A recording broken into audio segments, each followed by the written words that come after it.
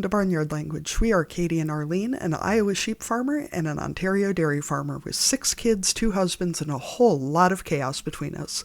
So kick off your boots, reheat your coffee, and join us for some Barnyard Language, honest talk about running farms and raising families.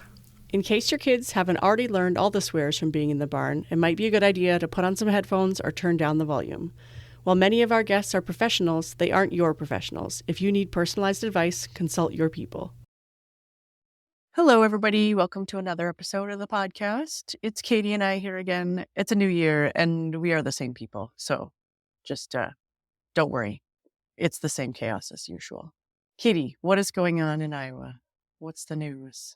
I feel like it's not the same chaos as usual. No? I cleaned my office. You should be joining Patreon, everybody, so you can see what my office looks like when it's clean. There are no stacks of boxes. Only half of it's clean, but... Well, the part behind you looks lovely. Whatever. The part behind me is very clean. I got my couch back from the reupholsterers. It looks amazing. And so I bought a new lamp, and I put my couch in my office, and I put my new lamp up, and it looks very posh. And of course, now I don't have any time to sit on my couch because I have to work even more to make the money to pay for the couch and the lamp. All the reupholstering costs. Yeah, and one of my kids got chocolate on the couch, like less than 24 hours after it came back to my home. Well, that is inevitable, so might as well get it done early. Thankfully, the upholsterer had a whole sheet of options of fabrics that are like double, triple Scotch guarded before they even leave the fabric factory. So the chocolate came right off, which was nice. Sweet. I mean, also, it's upholstered in dark blue, so that helps. But, yeah. And at least it was chocolate, not poop. That's also true. Yeah. That's a fun game we've been playing around our house this week, you know? Poop or chocolate. Always a classic. How have things been at your place, Arlene? Things are good. We had a party on the weekend. I think I told people about our idea to have a party last year. We did the same thing. This is now our second annual. We thought about having a Christmas party last year and then looked at the weekends in December and thought, that's not going to happen. And so we decided on the week after Christmas because the kids were still home from school. And so we had people who needed jobs to do. And so they could help us clean up the barn and get the cows looking their best. And then if you have a party in a barn, there's not really like a capacity limit, which is both good and bad. So we invite people and the kids invite people and my in-laws invite people and the neighbors come. And so I think all told, we ended up with about 200 people over a span of hours. It's just like a drop in, come say hi, stay for 10 minutes if you want. Some people stayed for a few hours. So yeah, it was really good. And we have friends who have started a food truck business. So we had our friend Chris look after the smoked meat. So he did the meat part, and people, whoever offered to bring food, we said, yes, absolutely, bring food. So there wasn't actually a ton of prep to do beyond the kind of cleaning and setting up. I provided some food and we provided drinks, but beyond that, a lot of people brought snacks and stuff. And so that was great. The one surprise appearance, though, my plan was like, we'll have plates and napkins, but everything's going to be finger food. We don't need to have cutlery. And in Canada, now they have banned plastics in a lot of settings. So you can no longer, I can order plastic cutlery on Amazon, but if you go to the store, you can only get like those wooden ones that like feel horrible in your mouth. So I was like, nah, we just won't bother with cutlery because it's all going to be finger food. And then a lovely person arrived with a whole container of scalloped potatoes. So I had to run up to the house and clear out all my drawers of all the forks that I had because we didn't have any cutlery. Because scalloped potatoes are definitely not a finger food. They're really not, no. They were delicious. I feel like I should clarify for our non-Canadian listeners that your dairy barns are very different than ours. I don't know anybody whose barn has space for humans that isn't wall-to-wall machinery and or wall-to-wall cows. So Arlene's barn has like places for humans that do not contain large running motors or cattle. I just feel like we should clarify that. Right. Or containers of chemicals Yeah. And I wouldn't say that I'm not saying that, I wouldn't say that every barn has this, but some do. And ours, we ended up designing it that way. And so we have kind of like a hallway area.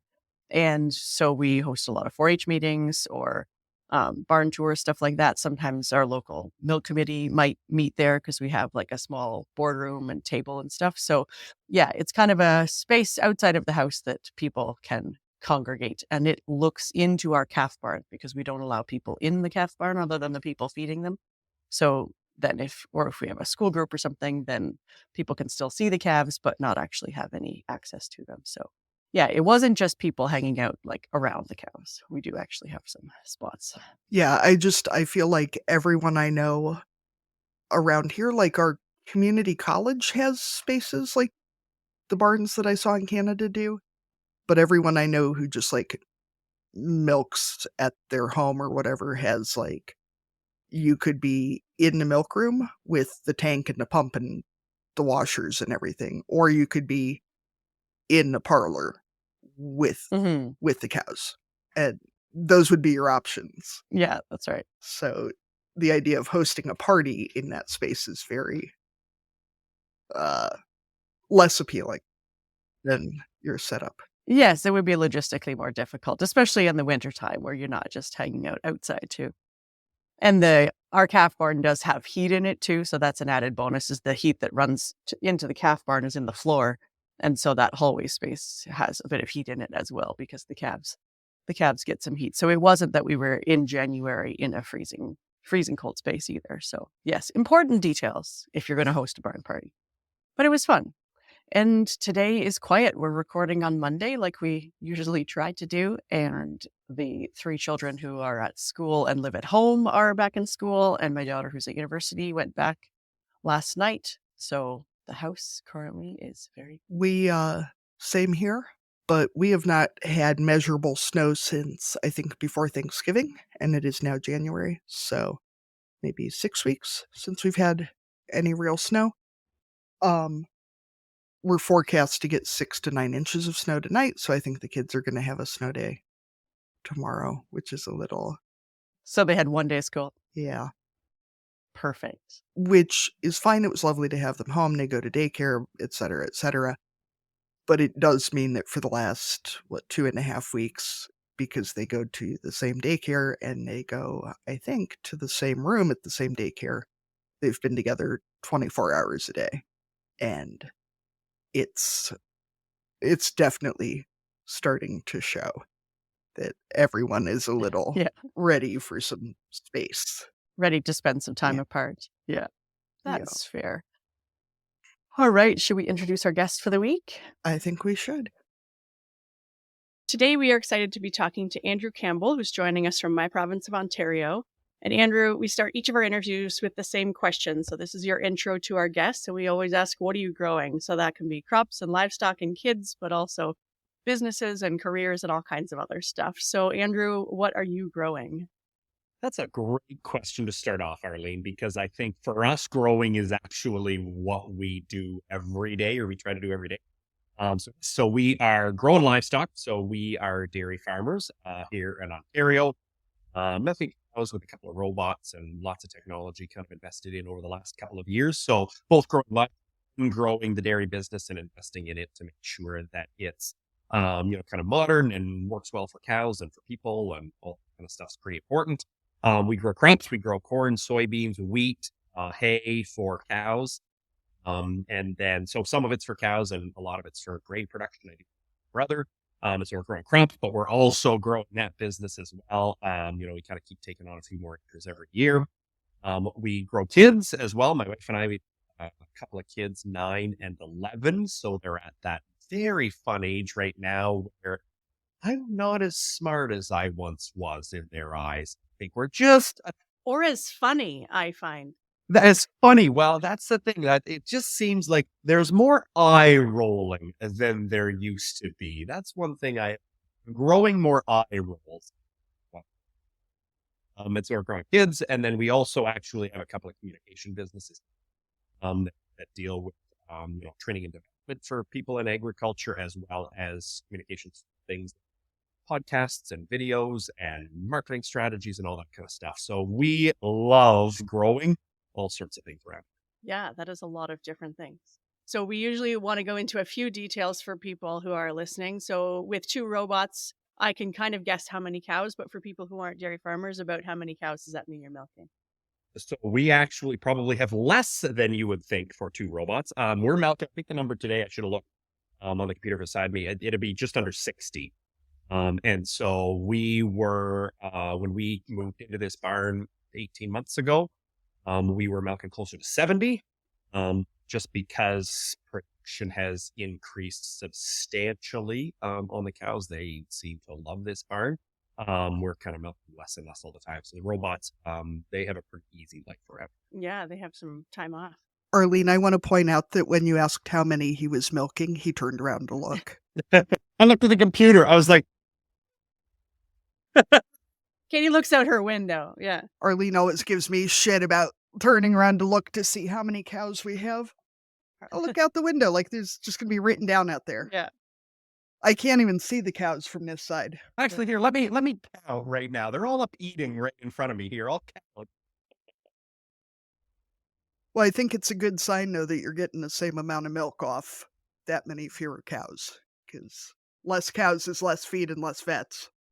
Less vets, just less everything. And really the ability for us to pick and choose, really what we think are the best cows, for a variety of reasons. Just production, a variety of reasons to be tough cows, to be able to pick and choose those, definitely has helped our product area. So, Andrew, quick question before we get into anything serious. Do you still have stress dreams about milking now that you have robots? I had a stress dream about milking last night and haven't milked in years. You know what? No, I do not. And I still have stress dreams about it. It's still stress dreams about. You know what? I do not. I actually never really did have too many stressful moments anyway. Just because the ones that were here, if it was me or if it was somebody else, we had people that we were pretty trustworthy in terms of milking. So that was never the stress dream that I had. I stress about other things. Fair enough. I just think it's funny that it's been 10 years since I've milked full time, and I still have stress dreams about milking. I haven't had an exam one in a while, but maybe because it's 20 years since I was in university, that means that I'm out of range of exam dreams. But they used to be pretty prominent for me. The showing up too late or forgetting that you had a course that that you needed to write an exam on. All right, so where did you grow up and what is your ag background? So I grew up right here, actually. So this is the farm that I grew up on. It's the farm my mom grew up on, is kind of the history of the farm. My grandpa bought it in the late 50s as, kind of their succession plan as he kind of moved from a couple of side roads over to kind of start his own farm, separate from his dad and his brother. So that's kind of where the dairy started. The dairy side started on this farm. Then my parents took it over, and then, so I grew up in it. Actually went off and, my education is actually in journalism. So I decided it wasn't necessarily, I didn't want to farm. I just wanted to do something different. And so, just never really thought of myself as taking over the farm. And so I went into the world of journalism and pretty quickly kind of landed in the world of agriculture media. So I was delivering farm news and farm markets and doing a bunch of that kind of stuff, kind of on a provincial basis in Ontario. I really enjoyed that, got along well.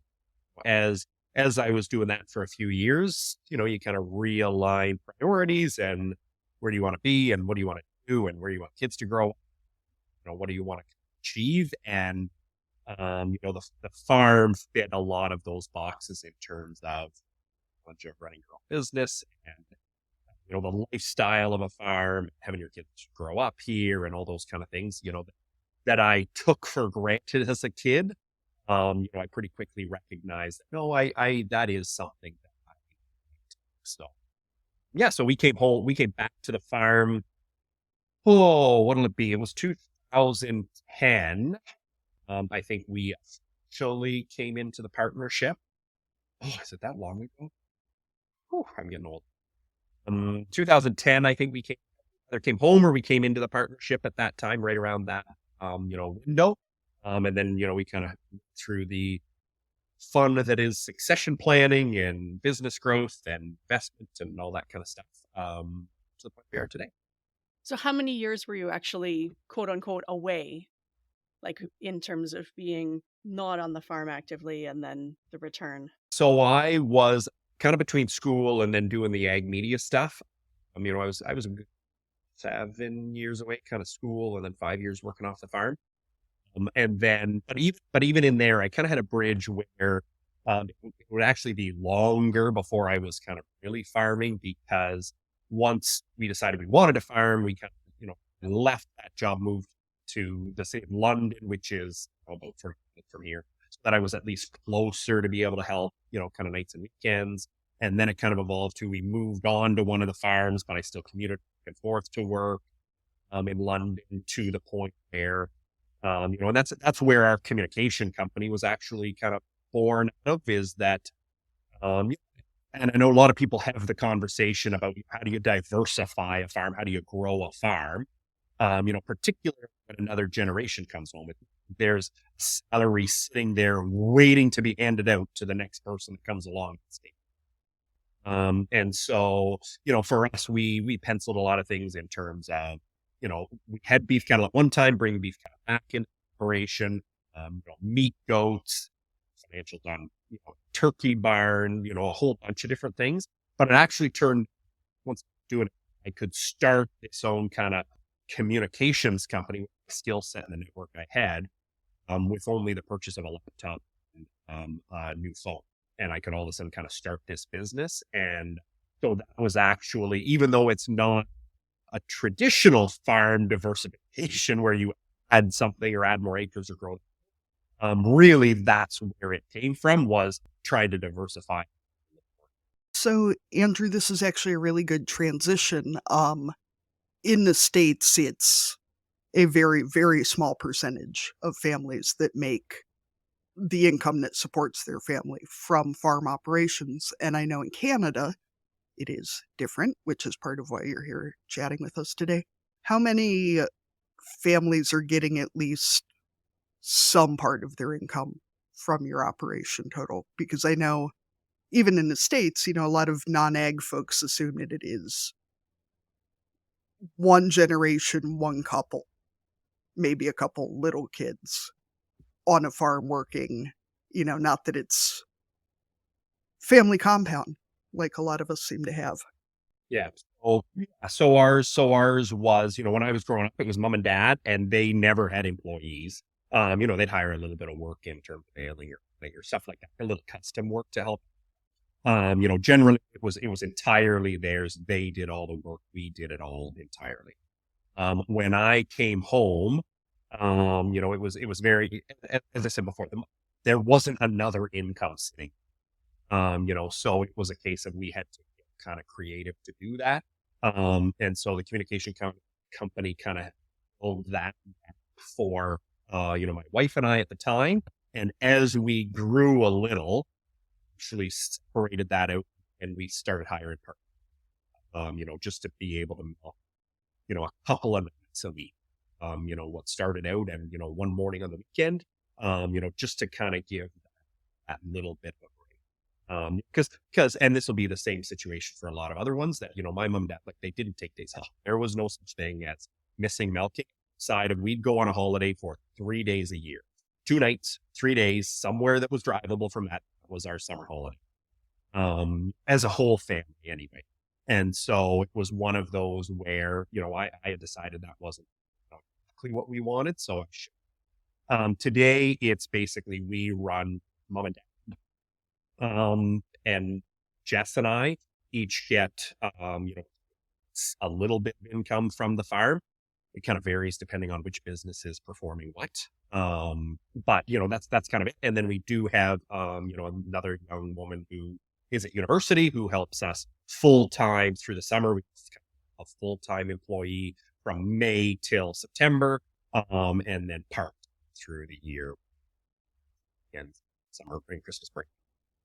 So Yeah, it's always interesting the different dynamics that people have and who's involved and how they make that work, right? With the combination of off-farm jobs and who's doing which chores and all that kind of stuff.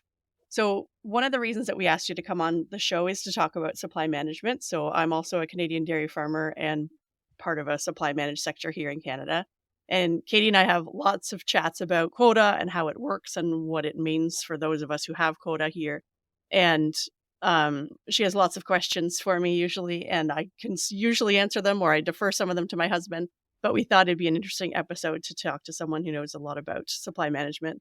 And so I'm sure that explaining the entire system would take hours or days. But can you give us kind of a briefing on supply management in Canada, or kind of the overview of what this system is and how it works? sure. So if I can, if you'll let me, and just me if we get to day 2 of this podcast because I've gone on too long. Well, yeah, we'll take a pause and come back. Yeah. We'll take a pause. Yeah, exactly. Take a supper break here in a little while. No, Arlene's been trying to explain it to me for 3 years, Andrew, and I'm still not entirely sure that I understand it. and it just doesn't. And so I'll start with where it came from, because I think that is, I hear the stories of my grand who, kind of started with and kind of grew up with it, and then, came along, in his farming career. And there's a couple of examples that where it kind of came from. And it was obviously that there's a pile of dairy farmers and a few processors with a very perishable product. That, the regulation in Canada is that if milk is any older than 72 hours, it has to get dumped.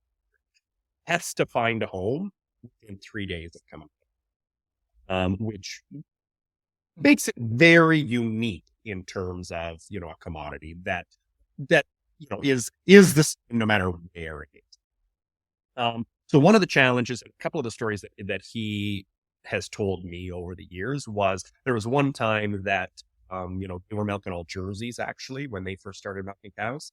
They were milking all jerseys, and it was going down to a milk processor about an hour here. And they came along on a Friday and said, "We've decided we no longer want Jersey milk. You have nowhere to ship your milk unless you have Holstein." You're kind of left in that, okay, what do we do now? Where does this milk go otherwise?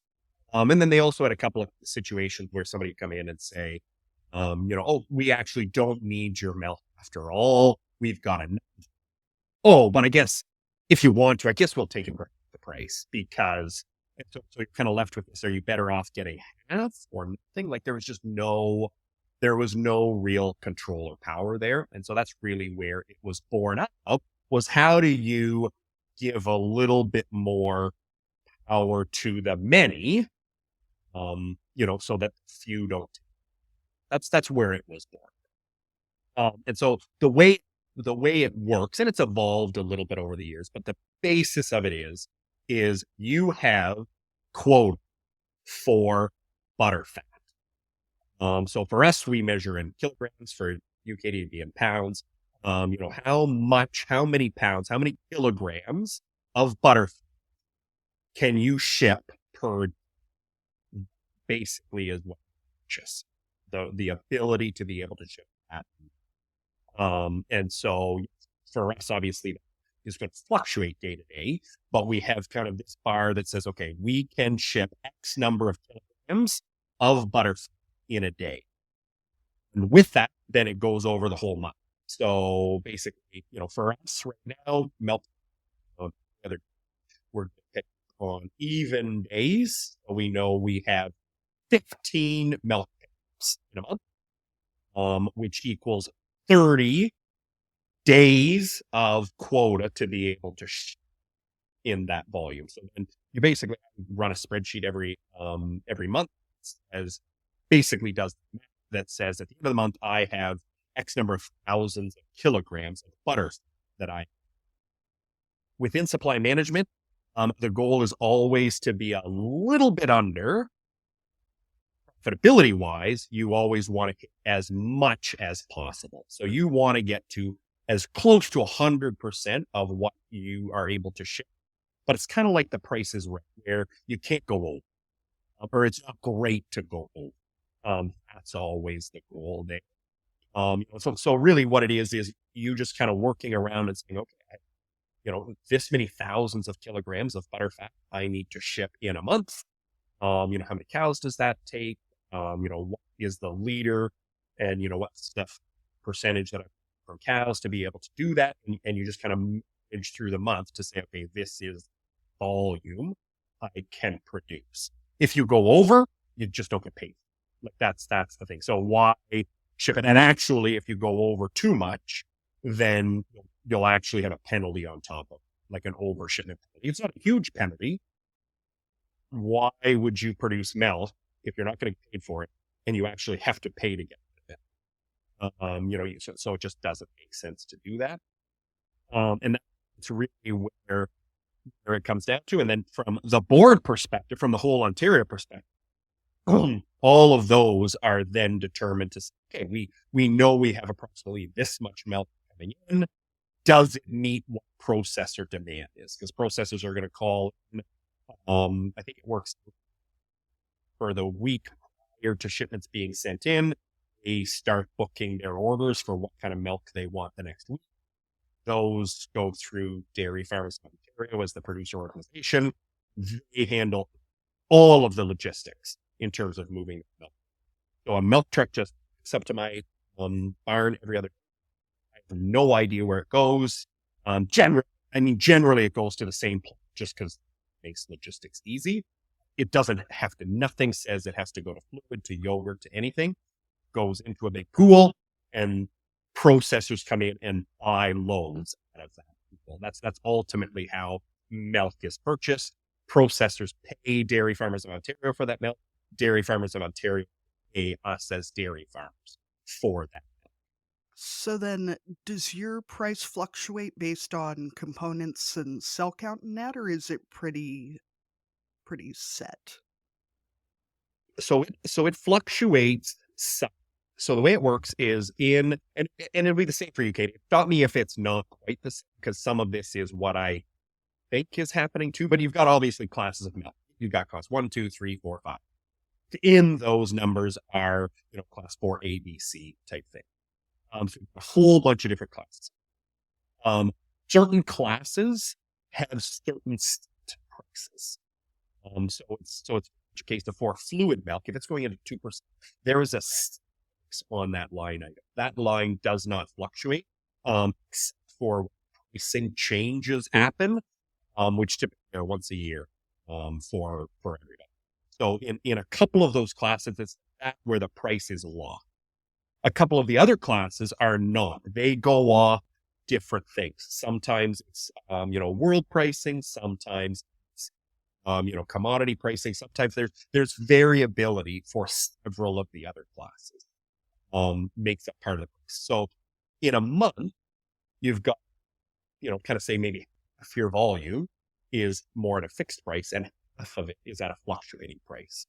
You kind of get, what you get on the pricing side is a window of a range, typically, where I can, in my spreadsheet, I can put in an approximate revenue that as long as I fill my quota, approximately, this is what the average price will be, and it'll be within a few cents.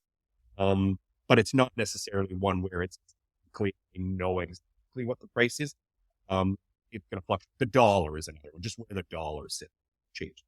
So then, how, besides the vet bills and the angry cows and all the other problems, is there a financial benefit to having a lower cell count in the tank? Because I know here you get a premium for a lower count.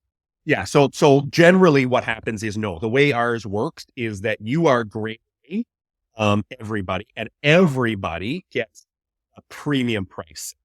Now, if your cell count is not great, not meeting standards, then what happens is you're penalized for it. If you're back to standards too, you're penalized for it. So the way it works more is everybody is classed. Instead of giving the premium to those that do well, you're giving the deduction to those. That's more this that we have. So, Andrew, do you want to talk a little bit about kind of the way the government is involved? Because I think there is sometimes confusion around what is in our control as farmers and what the government kind of does on our behalf, because the program is not technically run by the government, but they do have a role in kind of preserving supply management, right? In making sure that we can continue to run this program.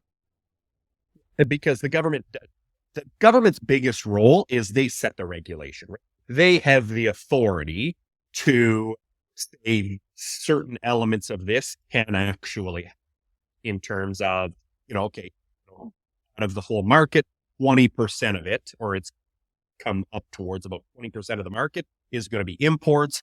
When it's more than 20%, then they obviously have the authority of the border to do something. We don't as dairy.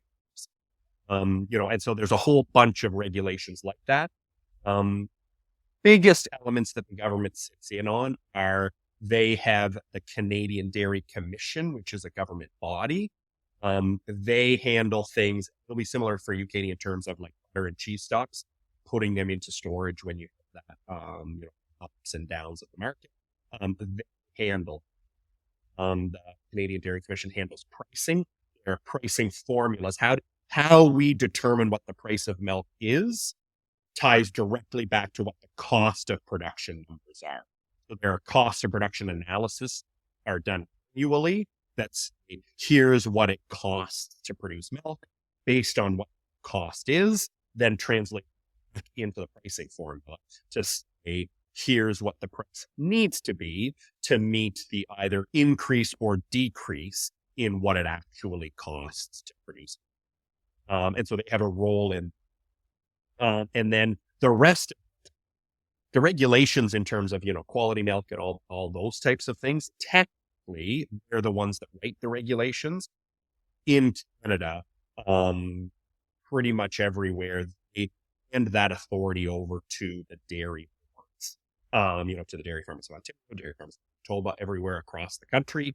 And then those boards then go and they do the quality inspections. They do, kind of handle the logistics of it. They basically are given the authority from the Another thing, Katie, that I think is kind of interesting about the system is that we have a series of deductions, not as penalties, but things like transport and marketing, advertising, all of those things, they come off of our milk check as a deduction. And so that's done communally as well, as a group. So say if it's advertising for fluid milk or for, like cheese as a product, not as a specific brand, but if you're promoting dairy as a product across the country, across the province, that's done communally as well. So as a group, we all agree that is a good that we want. We want people to know that dairy is a good product and that we're proud of it. So then those deductions come off of each producer. And then, Dairy Farmers of Ontario or a marketing agency will then be contracted to promote what it is that we're producing. So on an individual level, there's not that expectation of like, and you're also in charge of like, telling your community how great milk is. Not that that's not also good, but that not every farmer is involved in every aspect of also marketing and the transportation piece is taken care of kind of as part of that total payment scheme too. Yeah, and I think that's the one that would be unique, and correct me if I'm wrong. Like for us, we do cover the transportation costs versus the processor covering the transportation costs. Within the system, we guarantee delivery to your door.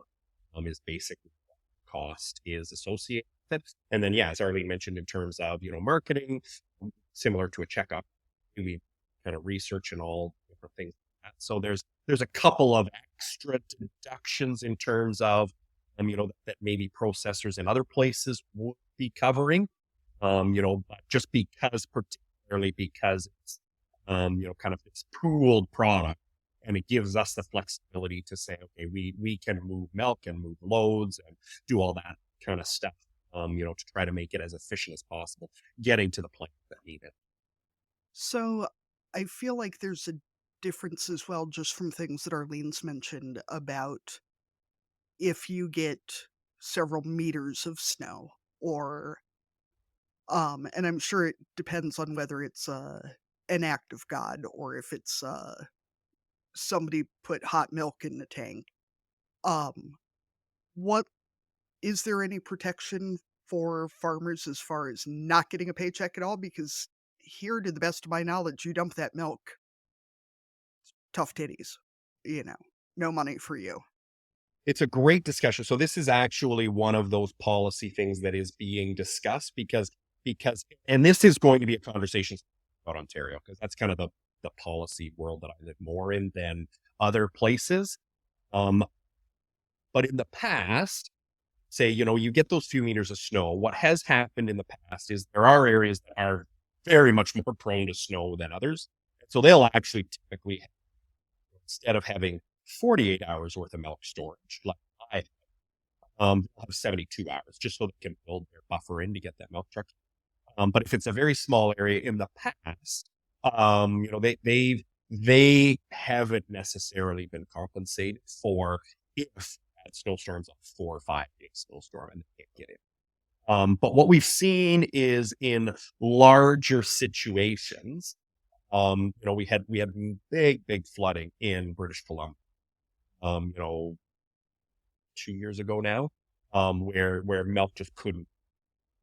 Or in our area last Christmas, there was quite a large snowstorm that covered a huge area, and producers were told, like, it wasn't even necessarily that the milk truck couldn't get there; it's processors couldn't take it, and so like it had to get dumped down the drain. Those losses were what we call them pooling losses, and so basically it's a case of recognizing that you probably were going to ship for 10,000 liters. What we're going to do is we're going to take maybe in that, you didn't get to ship. It's over a large area, maybe 1 million liters doesn't get shipped. We're basically going to, out of that whole month that paid, we're kind of take half cent off everybody to make sure we can pay over here, for what 1 million liters.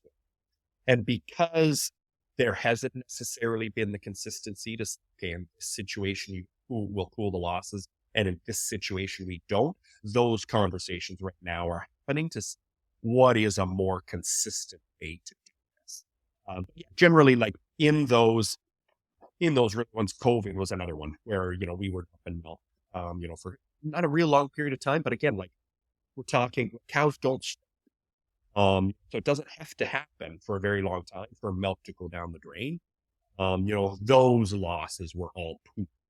So that it's just able to bring up more, stability into what were pretty big losses, in short time. I guess, too, to clarify for our non-dairy farmer listeners, do you guys use the phrase hot milk up there? I have, other than on my cereal. Guess not. At least here the phrase hot milk or a hot tank is if you have a cow that's been treated with antibiotics or what have you, and there's a withholding period. If she has not, for whatever reason, cleared that medication, or if you're not through that withholding period, it ruins the milk in the tank, because there are, no matter what social media tells you, there are very strict limits for what can be in your milk. And if, God forbid, that milk goes on the truck, you pay for the truckload, which is a lot of money. So yeah, as soon as you said hot load, that is what is a reference that we would use to. Wouldn't necessarily reflect just an antibiotic. It would be anything that didn't meet quality standards. And a problem would be. But you put hot milk on your cereal?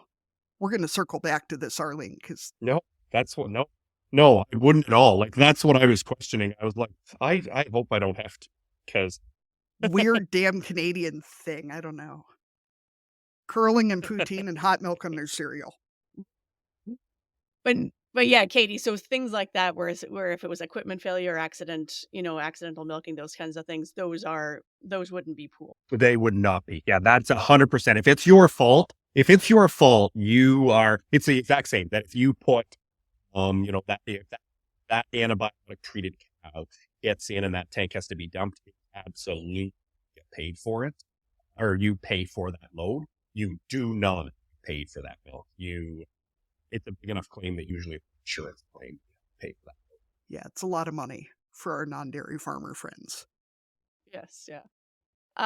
So I know that I don't know as much about the other sectors that are part of the supply management uh, industry, I guess I should say. But I just wanted to clarify for other listeners, for our non-Canadian dairy listeners, that that also we have supply management for turkeys, chickens in the broiler sense, and also for egg production. So that this supply management scheme, although they run differently depending on what sector they're in, are also covered in those parts of Canadian agriculture as well. Should have a two, which is the hatching eggs. And so all of the whole sector feeds the broilers and the egg layer barns. Whole sector too. It's obviously the smallest one, just because there's the smallest number of producers that are producing hatching eggs. The hatching boards are also part of the system. So, Andrew, can you also explain to us how, if a totally new farmer decided that they wanted to milk cows for some bizarre reason, how would they, love you dairy farmers, y'all are nuts. How would they get quota to start milking? So there's a couple of ways that you would do it. One is, you would go out and you'd purchase an ongoing operation. So it's a case of, a farm like mine, can be sold as an entire unit where you get cows, go to the barn, everything exists. You can do it. So that's kind of the one way that, especially if you wanted to get in and go, would be the way to do it. It's not cheap, to do that. I say that, but it's also like if you wanted to be a full-time grain farmer, you had to go buy all the equipment and the land and all. So it's one of those, it's relative. It's one of those things. That's one way to. Actually, there was one area that kind of moved, from a farm in British Columbia in poultry and came to Ontario and bought kind of an ongoing operation and start very far. The other way is through a new entrant program. And so there's a couple of programs here in Ontario and across provinces will vary on availability and what those look like. But what board will do, occasionally is pull out a small amount of quota out of what is kind of bought and sold monthly. And they'll kind of pull out an amount that then goes to a new entrant. Those are typically small. They're not huge amounts. If you want to go big right away, you need to do the ongoing operation side. But if you kind of want to start out, and I know a few young producers that can get that new enter program and then kind of go and start their farm and then grow kind of increment the rest of us. So when it comes to expansion, I think that's important to note too, that you can bid on quota on a monthly basis, but the amount that's available fluctuates. And if you're, like in your situations, you're coming home to farm, Andrew, and you decide that you want to expand, that's not a quick process. So buying quota is going to take you quite a bit of time because there's such a limited amount on the market on a monthly basis. So you basically put a bid in on it, but there's only a small amount kind of available across the province every month. Yeah, and that's kind of one of those things that because we're supplying the market and the market is only so big. Obviously, you can't have 20% of producers every year decide they're going to grow 50%, and you just have too much milk, or somebody's got to. So there is very small amounts you can buy kind of on the quota exchange on a regular basis. Usually where our growth actually comes from is from growth in the market. So as population grows, as you sell more products, whatever the way that tends to be is, then at the end of a year or partway through a year, the dairy board will come along. We have market growth. Demand is increasing for milk products. We need 1% more milk from it in order to be able to. And that's really where growth would come from. But I'm kind of curious in terms of, from other models in the US, like it's not like necessarily you could go and double your herd size if you don't have the processor to pay, right? How would growth happen in the US? Think, and this isn't really, we're more in the losing dairy farms really fast part of the country. My understanding, because there are folks that have gone to thousands and thousands of cows pretty quickly. My understanding, at least, is that the processors would rather haul from fewer farms. So if they can go to one farm more times a week rather than going to 40 cows and 40 cows and 40 cows, probably the smallest herd I know of in our area is 70 or 80 cows. And that's small for one family. Most people are probably closer to 100 cows, but there's a fair number of places that have just gone big, and are going entirely on volume.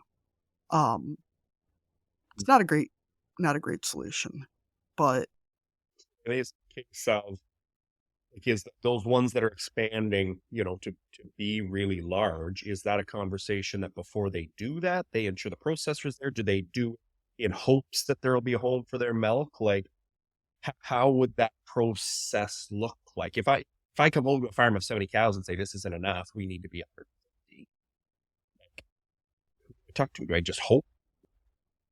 this is the part I don't know. I would assume that you would talk to the processor first, but we've also lost, there used to be a small creamery in every town, and now it goes to a big co-op. I think there's a cheese factory fairly close to us, that unfortunately has a name that is very close to our farm name, and I've gotten a number of phone calls for them. But I think most of it gets trucked, I would think, a few hours away. I think it all gets trucked to Wisconsin. And so it's a volume game entirely at this point. How low can you get your costs and how high can you get your volume? And I'd love to hear from more of our American listeners who know more about this than I do. Well, I think for us, and Arlene, correct me if I'm wrong, the way the system works for us is you've got kind of this price that what happens, and it's very much based on the cost of production. And I know the way that I look at it, or the way kind of my philosophy in it is that because I change, or not really, I can't really change the amount of milk I can ship. I can't really change that revenue. The thing I can do is change my expense.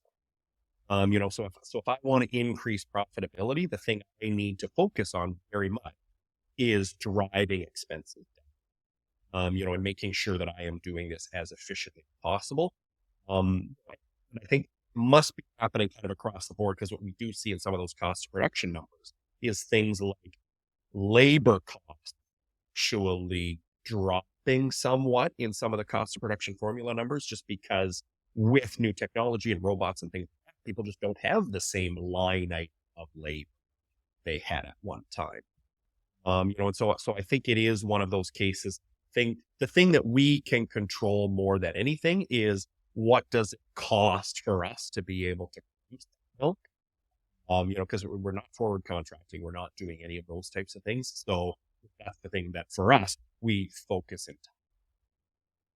Yeah, I think that's a good way of looking at it. I think too, for say like the banks, they know also what our revenue is going to be too. So it makes all of those forward projections and, the investments in robots, or, making improvements, it makes those things safer, more predictable for the banks themselves too, to know you have this much quota, it has this much value, and that, they know what our revenues are going to be and those types of things. So it makes those lending decisions easier.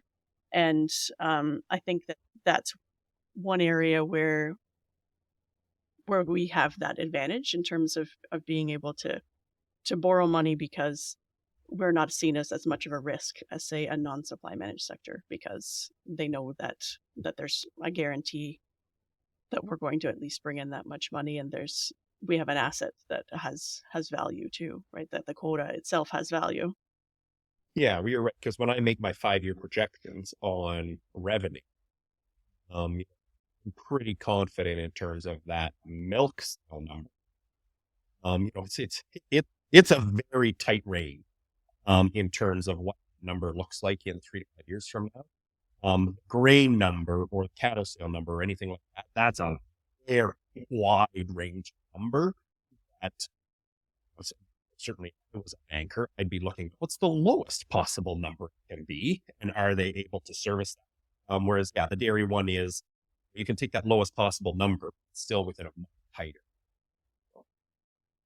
I just messaged one of my dairy farmer friends to find out, because I think there's maybe also no limit on how much milk prices can change check to check, which makes bankers not super happy, because before they give you a shitload of money to put up a new barn or put in robots, they want to know if you're going to be able to give their money back in a timely fashion.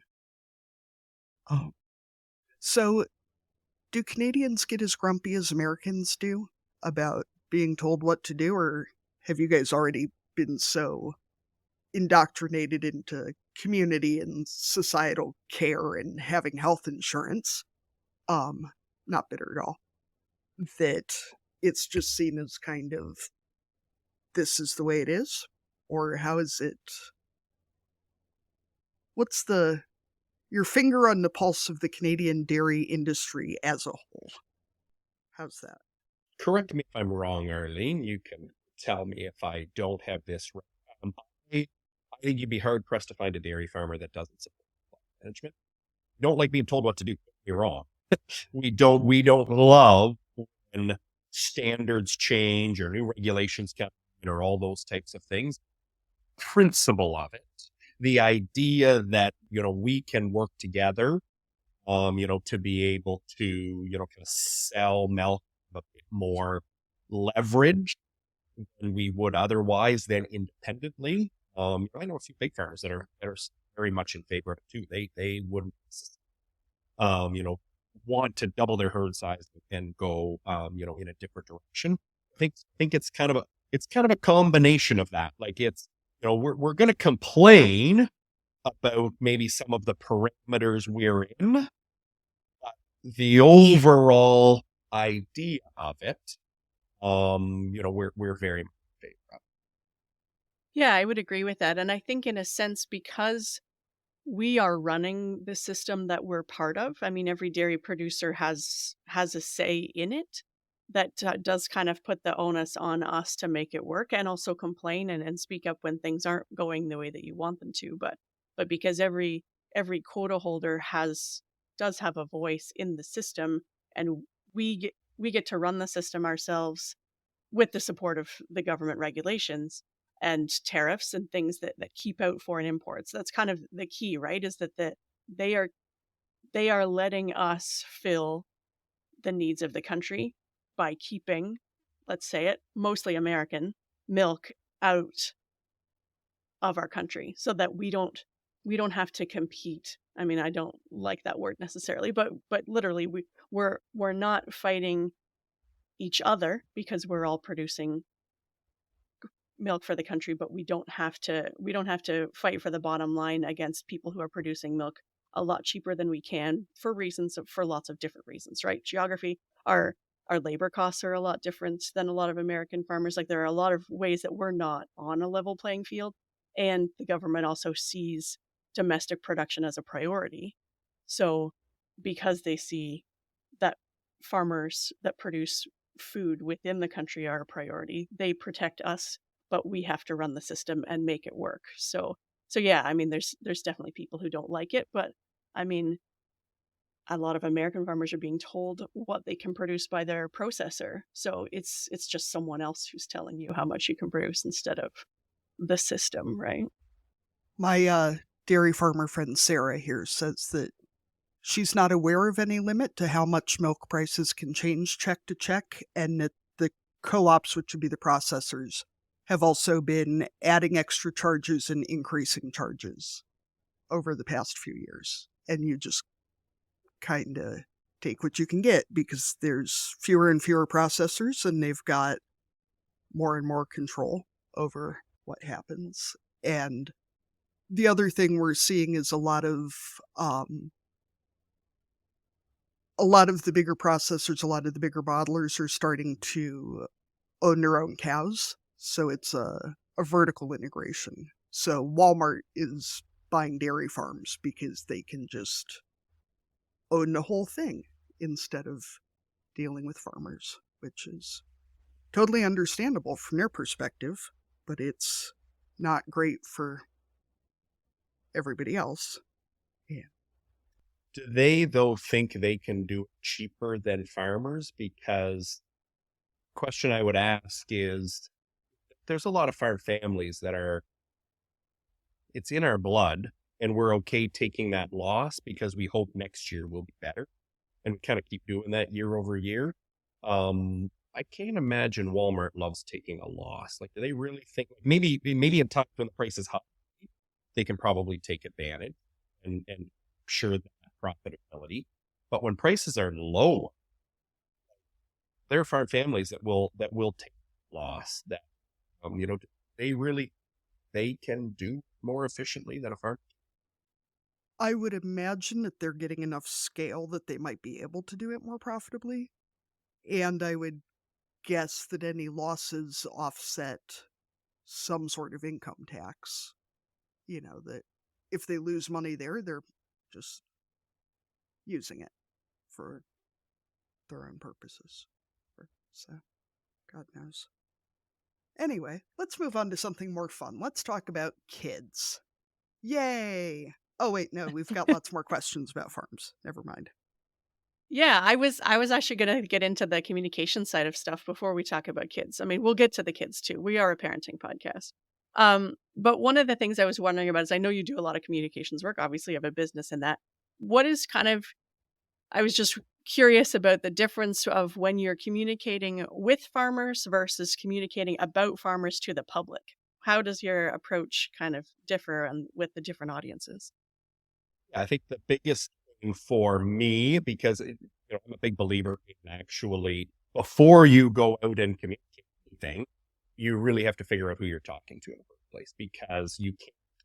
This doesn't even matter. It even goes to a bigger scale than just like farmer, non-farmer. It goes to man versus woman versus adult versus senior versus education levels versus what they prioritize versus what they value. So many things you can think about when you're thinking about who's listening and what actually is. And so for me, that's probably the biggest thing is, on a non-farm and farm audience is, what kind of phrasing do they understand? What kind of information do they want? Obviously farmers, kind of more interested in a little more technical information. Non-farmers, more interested in a more, I don't want to say an emotional conversation, but really the messaging has to come more from an emotional place. Really is for me, in whatever we're trying to do is start at the beginning and what are they interested in knowing about, what is something that will actually catch their attention, and then what is something that will actually resonate with them. Because even for the three of us sitting here, maybe similar, we're going to value, we're going to have different things are going to keep us. Katie, it's whether or not she milked the cows 10 years ago. For me, it's something different than that. So, on the communication side, my biggest thing is just who are you talking to and what matters to them. I would like to, sorry, Arlene, I'd like to issue a correction. Walmart is not buying cows. They are building a $350 million milk processing plant in Georgia. But they are sourcing all of that milk from 31 farms, which means that they are only dealing with very big farms. And they're just putting the screws a little harder to small farmers, which is what it is, I guess. But I wanted to make sure that I corrected that because Yeah. Yeah, that's not very many farms for a whole lot of milk. So Andrew, I was watching some of your YouTube videos about the building of your new barn and the decisions that went into it and all the tech and everything. And I think it's really interesting to, there's lots of us who are talking about our lives on social media, on podcasts in different ways, but that also opens us up to criticism or negative feedback. And sometimes that comes from outside the industry, like, animal rights advocates but then sometimes it also comes from our fellow farmers.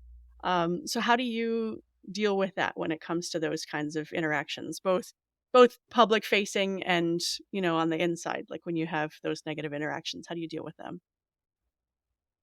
I think for me the biggest thing is because you do get them, kind of from both saying, might as more come from the animal rights activist side or environmental side, but occasionally it does come from within the industry as well.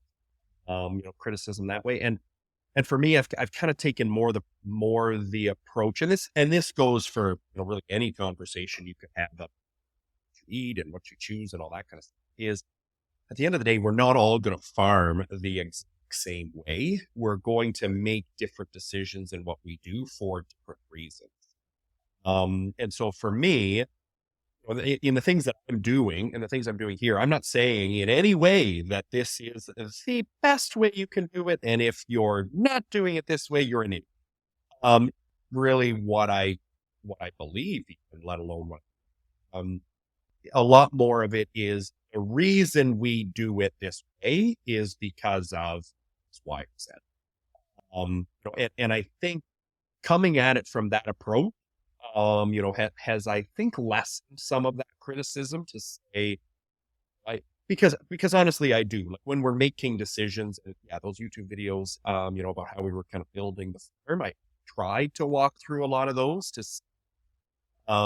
this is my process as to why we've ended up here.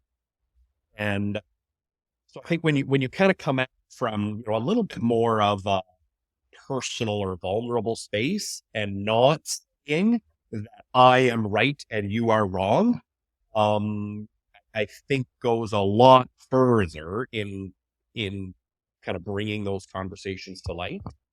And then letting people, because ultimately people can make their own decisions. People are very smart. They can make their own decisions based on the information presented to them.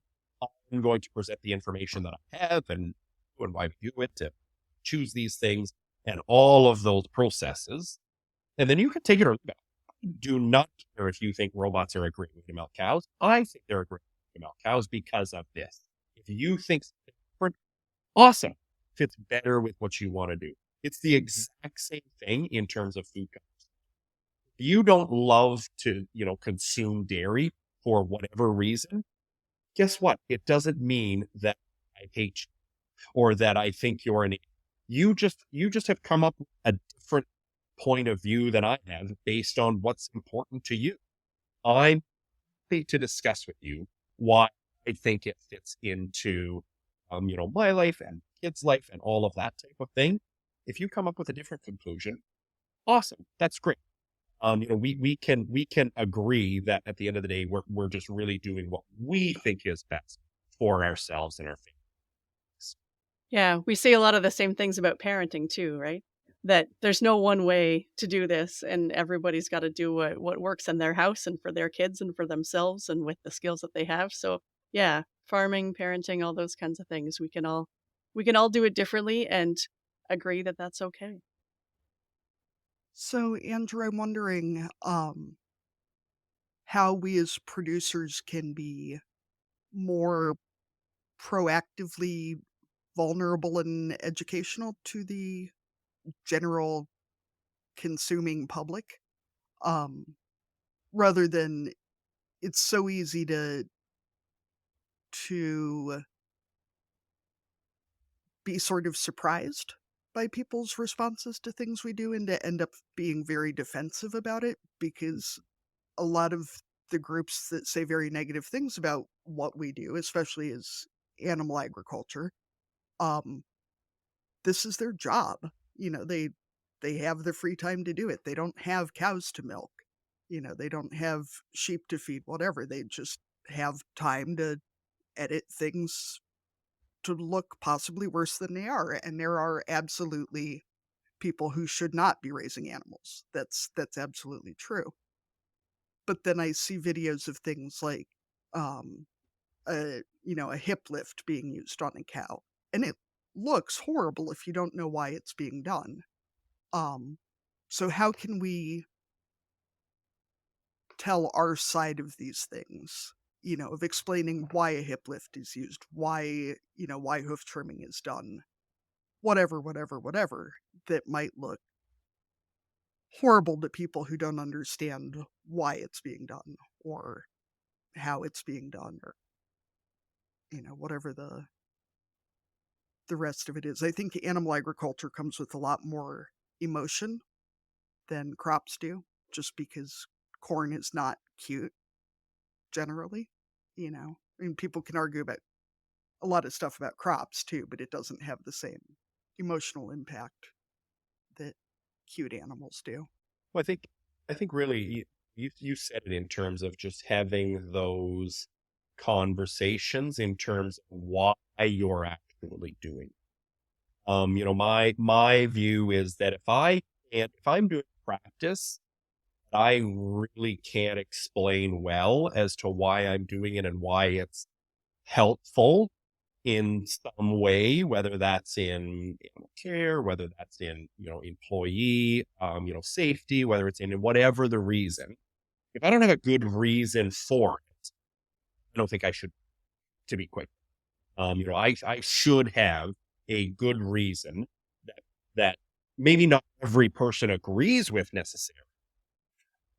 The majority of people can say, oh, wait, that makes sense as to why to do that. You talk about something like a hip lifter, like it's a case of, no, this animal cannot, she needs the assistance, because of whatever kind of injury she has to be able to get up and just get that blood moving and flowing and things like because it's a cow and because she's heavy, I can't go up and just lift her up and say, there isn't great.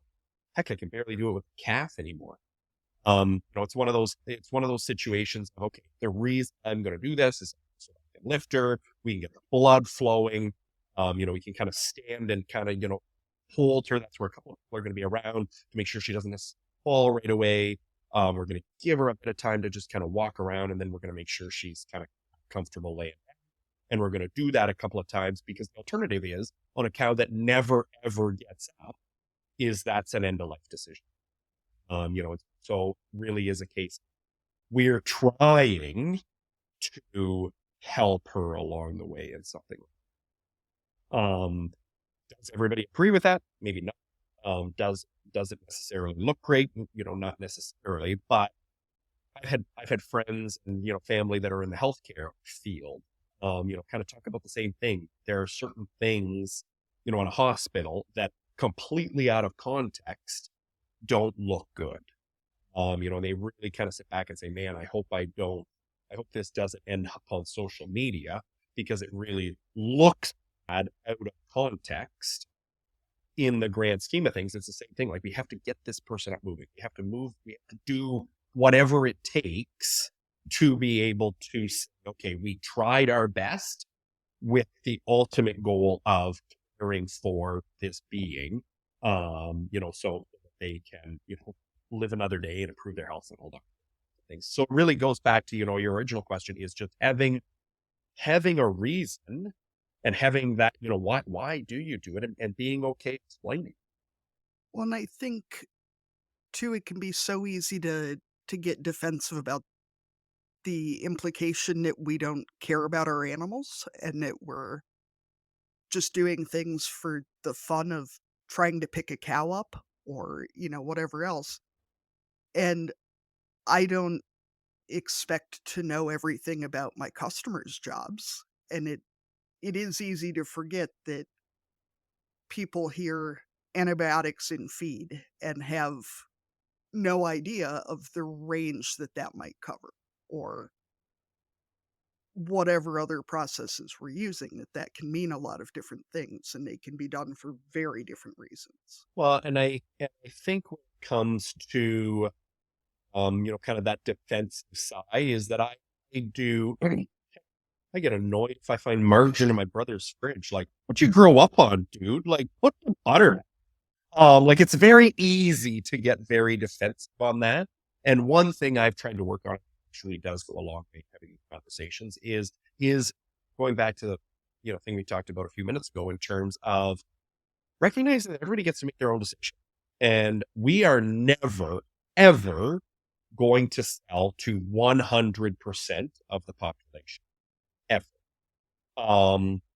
Trying to get there is a waste of time. Instead, let's just have those conversations and recognize, oh, you don't like that? Oh, you love, lentils. Guess what? I'm not a huge fan. It's, let's have this conversation back and forth about, oh, why do you choose that? Why do I not choose that? Whatever that goes.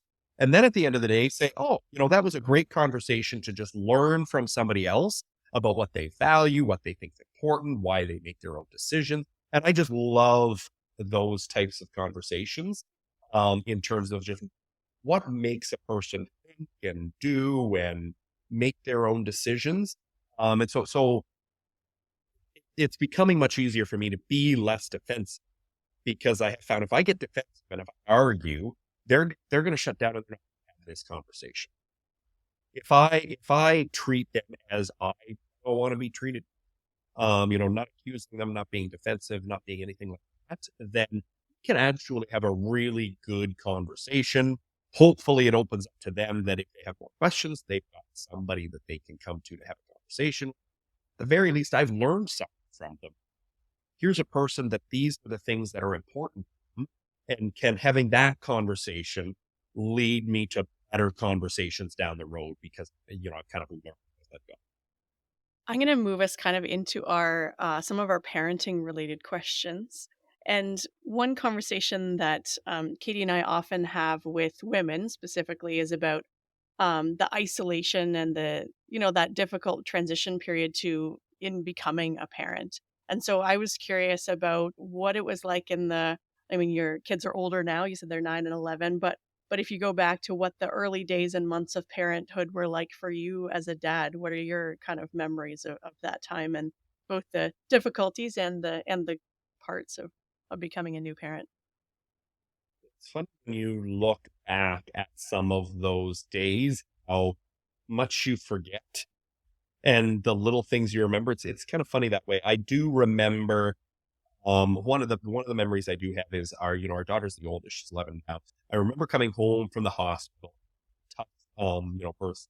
We were in the hospital for, several days. I'd, lots of time, her and our daughter. And when I came home, they were kind of pulling the drill in to start putting soybeans in. And I remember kind of that feeling of like, okay, are you okay here? Because now I have to check on out here. Instant, like, oh, I know the priority is here. That doesn't take away from the, for sometimes I have to learn. And I think for me, that's kind of where I came at it, early on, was obviously my kids are mine. At the end of the day, that's what my priority is. But if I'm going to give them what I want when I'm actually with them, I need to step away and prioritize other things so that they're looked after, so that I come into the house and not worry about them. So I think the challenge for me was just recognizing that it's okay to prioritize different things at different moments, okay? And not necessarily feel guilty of it. That, sometimes it's okay that on Saturday morning when they get up early, it's okay that they're watching cartoons, video games, and doing all that kind of stuff, because that leaves me to prioritize the barn for another couple of hours so that when I get in, I'm not worried about what needs to be done. I'm not worried about that. I can then entirely focus on them. And that's kind of the approach that I've tried to take in a lot is just trying to those. What is your favorite part about raising kids on the farm? I mean, I know you said that this was a decision in part because you had kids. So what's the best part of raising them where you grew up? It's a hard one because there's a lot of really fun things about having them on the farm. You know, it's fun to, so here, this is my barn office here. Flip the camera around, you can see kind of windows all across here, and I can see the feed alley and the cows and the robots, kind of the barn in the way it is. To my left, that window is where my son flips out his hockey net. And starts shooting pucks and balls, and he's got a set of rollerblades, so he's skating up and down the feed alley. Like, it's a perfect place to be able to do that for him. I get a lot of joy, and then, my daughter, kind of the, couple of cats we have and the area she has for them, and all of that kind of talks. The center window just over there, and I can kind of watch her. And the calving pen's over there. She loves watching calves get born and all that. So it's fun to be able to just sit and have them experience things in the barn, kind of on their own time and want to be out here and do. That's one thing. Enjoy, like, being able to sit here and work and watch them at the same time. That's kind of a fun one from a farm perspective. The other one is the days we have together when we're kind of working on things on the farm. That's one thing that this new barn, the robots, kind of provided us was, before we were in a tie-stall barn, it's not the greatest place to throw a kid in between two cows, especially at their age. You just can't. I was never comfortable doing. They can do a few things around the barn. It's not that they work around it. It's limited in terms of what they can do. Whereas this, both because of their age and because of the layout, they can go out, their evening chores when they're helping with chores are they rake stalls, they crossovers, they rinse off robot arms. Those are kind of their key jobs. They, do their own chores for the night. It's fun to be able to do those things with them together. And chat about their day as we work along. And, okay, now we've got to drive to the hardware store to get parts, and we're going to fix this together. And, we're going to hop in the combine, and, we're going to sit together. Yeah, you can push this, you can drive this for a little bit. Just opening them up to the experiences of what it is like to be farming, do it side by side. Because they're older now, be able to have conversations. I just love hearing about, what they did the day and what they're excited about and, what they worry about and all those types of things while we are productive kind of at the same time. Like, those are, yeah, I really love being able to do that. And if I'm thinking back to my radio days and, doing news and stuff, like after school, they'd be back and forth and, doing interviews with me while we do that. Like, it just isn't possible. Or just would be odd. You can't incorporate them into every interview. No, that would be challenging.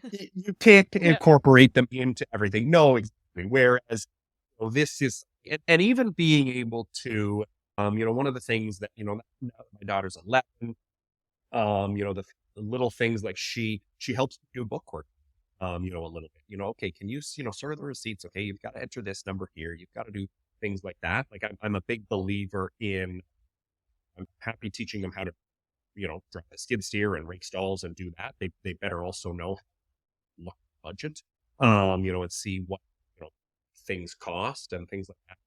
I think that's equally as important as the rest of it. So be able to introduce new things as we go along so that, as they get older, whether they decide to farm or not, hopefully we've kind of instilled a few skills on terms of, that just make them better people. Yeah, for sure. So if your kid's playing hockey in the feed alley, do you have like the chillest cows in the world? Very, yes, they can. We have actually, I laugh because Thanksgiving time, which for us is October, but Thanksgiving time, what is it? I'm up to 9 nieces and nephews now on my side of the family. My cousins were, kind of flying in, one's in Wisconsin, one's at West. They kind of, traveled in, so there was a lot of children in the barn. The barn is kind of a highlight for everybody because this place that is, somewhat protected from the elements, on a day that's, so there's concrete, so you kind of run around and shoot pucks easier than you can on the driveway. You can kind of do a whole bunch of different things in a whole bunch of different areas. But there was a lot of random, street hockey balls heading off into feed. And pucks and kids run up and down, and one falls down into the feed, and on the other side, the girls who, other than my daughter, all the rest of were set up like a horse jumping track, jumping over obstacles and doing all of this. And I could, if a ball goes into the feed alley now and you go pick, she'll raise her head out of the way, but she won't even, out of your way, unless you go to reach it. Then she's Yeah, I'm not interested in that. Just leave me alone. I'm not interested in that. Yes, the cows do. We had a set of barn like trikes and bicycles that could run up and down. Yeah, because the driveway's too bumpy, but right in front of the feed alley's nice and smooth, right? Well, and that's the thing. The feed alley is exactly the same. And my grandpa tells the story when they were. This is when my mom and I were very, of course, had kind of the same thing. Trikes in the barn, and they were always playing in the barn because it was. I mean, grandpa were the only ones always doing the chores.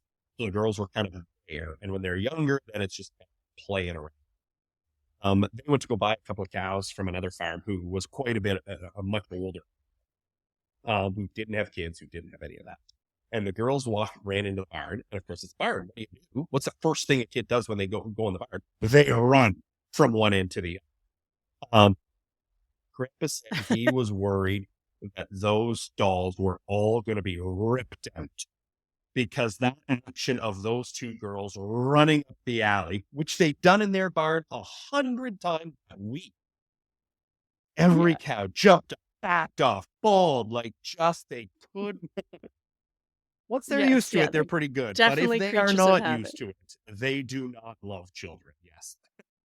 So, Andrew, I saw when you stood up at the very beginning of the interview that looks like a small mountain of Crocs behind you there on the floor. And I was thinking about the fact that it's like the universal farm family thing, that it's like Hansel and Gretel, except instead of breadcrumbs, it's just shoes. And I'd like to just blame my kids, but it's everybody, just shoes everywhere. Barn boots, town boots, snow boots, shoes, sandals, whatever. And it always makes me laugh when you see these like farmhouse entryways and everything's white and there's one pair of shoes total. Or the other one is where they have bins to put your footwear in, and I just can't think about how disgusting. Ours, I made sure our bench was fully open underneath, so you could just do a full swipe. But you couldn't put your footwear into a bin because then it's muddy everywhere. It is gross. Yeah, there's mud everywhere. Yeah. I have some open metal baskets on an open metal shelf for the kids' shoes, just to sort of keep one kid's shoes on this side and one kid's shoes on that side, because otherwise they get all mixed together. But yeah, you could power wash them if you wanted. This willow hand-woven baskets. Yeah. I know there's at least a few pairs in our barn that are covered in dust. So I'm I don't know when they were last worn. But yeah. Yeah, that was the summer students, and she's coming back and she wants to wear them again. I don't know. Yeah, but if you throw them out, somebody comes along and says, "Where are my boots?" Yeah, and there's always that pair in our milk room in our barn. There's at least 2 pairs that don't fit anyone on this farm. Where do they Yeah. come from? Like, She comes to the barn every 6 months and she wants to make sure her boots are there. Yeah. Doesn't anybody ever ask, like, what? Because I actually, I do remember one time there was that dusty pair of boots sitting in the garage, and they'd been there for a while, and moved them around, swept under them, done all those kinds of things, and finally said, well, clearly nobody wears them. I don't even know whose size of foot this is. Throw them out. Well, my sister traipses along the next week and wonders where her barn boots are. Like, I didn't know you were keeping boots. Like, yeah, I know. So she wants to do that. Yeah, exactly. well, and two, I know I threw away some of my husband's work gloves at the end of last winter because, he's Oh, first, Jim, why? he stole my lined leather gloves. My gloves. Got them covered in cow shit, got them soaked in diesel, and then got mad when I threw them away. Like, I'll just buy myself another nice pair of gloves next winter and you can steal those and get them soaked in diesel. I'm sorry. His hands would have Like, been cold otherwise, Katie. I think what he you did has his own was, gloves. well, no, but they were close. In fact, we weren't exactly sure where they were at the time. It was too cold. And so therefore we were just going to use them for a minute. And I think I can probably keep them clean to put them before you notice. And then all of a sudden cow shit got on you and, oh, well, I might as well really wreck them because I've already wrecked them now. And you just keep wearing them. I have heard this has happened at other places. I would not, of course, I would never do something. You would Just never. pick another pair of gloves out of, somebody else's. Actually, my kids are getting older. Their mini mitts now fit well enough for me, and I actually love the mini mitts on a day that isn't real cold. It's just, I like wearing them. So now, not only do I get my wife angry, I get my children angry. So this is the So, other thing. I bought my husband literally like 25 pairs of those yellow gloves with the red cuffs. I apparently bought 25 pairs of left gloves. There are no right gloves. There's none. Maybe we only have right gloves. I don't know. Like, well, and so this is kind of the same. This is the same with me. And like gloves are one and sunglasses are the other. The more I have of them, the less I take care of.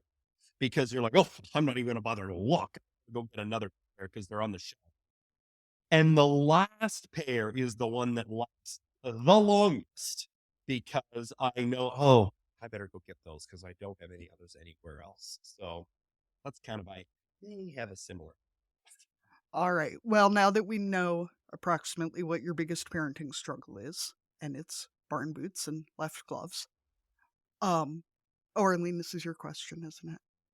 No, it's all right. Why don't you go ahead into our county fair question? Then I feel like we already did our cussing and discussing, but you said you had one for us. So, yeah. I do.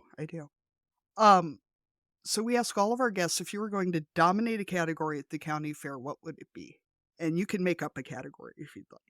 Ooh, if I'm going to dominate a category fair, what would it be? Well, I've got to say that probably is one of the more random questions I've been asked. So I would say, one of the things that brings me joy, that makes me smile, is so we do enter stuff in our local, the kids put their 4-H calves in, 4-H show on the heifer side. And then we kind of enter in, the typical crop stuff, the stalk corn, the cobs of corn, the soybeans, all of that kind of stuff. I by no means would ever tell you that if I get a top ribbon, I am better growing corn than my neighbor. What I do pride myself in is that we do typically do okay on, especially the stalks of corn, because I'm very good at just picking. That's really all it comes down to, is I just have the best out of the field, and have them consistent and all of that. So the ones that I do like dominating are I like winning at least a class or two, not because I think that that makes me a great farmer. It makes me feel like I did a good job choosing. Yes, you were I was selective enough, selective and you enough. picked went to the right That's section of the exactly it. field. So I will go ahead and move us into our cussing and discussing segment. So listeners, you know that you can send us your cussing and discussing with our speak pipe. Check the show notes for the link, or send us an email, and Katie and I will read it out for you. So Katie, what are you cussing and or discussing this week? So, Arlene, as I mentioned, I even wrote it down so I would not forget it when I thought about it at like 2:30 this morning when I woke up in the midst of my decades-old dairy farming stress stream. DNA does not entitle you to have a relationship with someone. If you want to have a relationship with someone, don't be a dick. Be nicer to them, at least as nice as you are to people that you are not genetically related to, and then maybe they will want to maintain a relationship. If you are a dick to them, no amount of DNA is going to help you.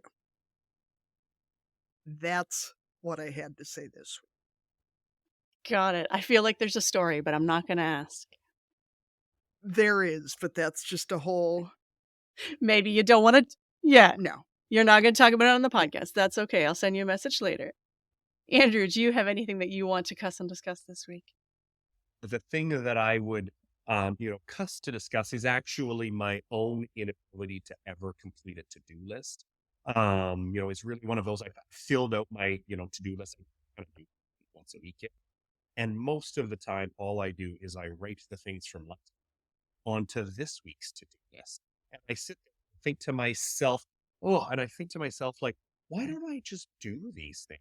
I know I can't get them all done, but it's amazing how many things I add versus completing the things on my list instead. So the thing I'll cuss and discuss is myself and my ability to ever finish what's on a list. Have you tried adding things you've already done? Adding things to take down. Well, you know what? I do have a rule that I don't write it down to strike it like in the moment. I do have a habit of writing things that I know will be very easy to complete. There may be one that says record podcast on Thursday, which is with you. So I know that after this I will straight. It's not like I actually ever thought I needed that on my list in order to complete it, but it makes me feel good that when I go transfer, at least I've got a few lines. Oh, nice. Yeah, you can scratch that out in just a few minutes. Yeah. When I feel like it adds a nice momentum to at least have something to cross off, even if it was, I breathed today, I didn't die. That's a check that off. All right, Arlene, what do you have to cuss and discuss today? So I'm looping back to our cussing and discussing about mitts and gloves and boots and all that kind of stuff. And I'm going to go with, I know they're probably not as comfortable, and there's a reason that they design them ergonomically and all that stuff. But I do feel like those mini gloves, that we could just have a few more sets of mitts and gloves that are not a right and a left. Like, there's a way to make them that way. And then we wouldn't have to be constantly searching for the pair. Because same in my house, I know there's bins of kids and adults mitts and gloves that don't have a match.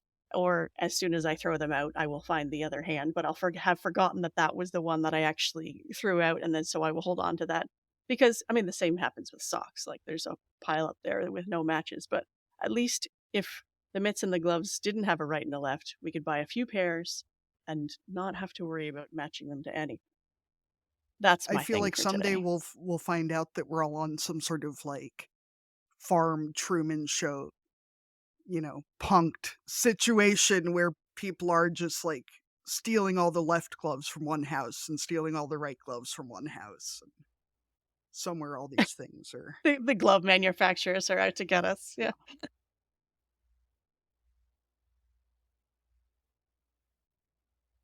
Yeah. They're all in the farm truck somewhere, probably. So we want to thank you so much, Andrew, for taking the time to talk to us today. If people want to connect with you or listen to some of your podcasts that I know that you're on, where's the best place to find you on social media? Best place on social media is Fresh Air Farmer is my handle. So tend to new stuff. I tend to try. I'm not as active as I once was on. There's certainly content all through a bunch of platforms, all with a handle Fresh Air Farmer. Perfect. Thank you so much. And Kate, if you want lots of in-depth info on the Canadian dairy industry, the Canadian Pod Cow is a good one to check out. You can listen to Andrew all the time. Thanks so much for joining us. Thank you for joining us on Barnyard Language. If you enjoy the show, we encourage you to support us by becoming a patron. Go to www.patreon.com/barnyardlanguage to make a small monthly donation to help cover the costs of making the show. Please rate and review the podcast and follow the show so you never miss an episode. You can find us on Facebook, Instagram, and TikTok as Barnyard Language, and on Twitter we are Barnyard Pod. If you want to connect with other farming families, you can join our private Barnyard Language Facebook group. We are always in search of guests for the podcast. If you or someone you know would like to chat with us, please get in touch.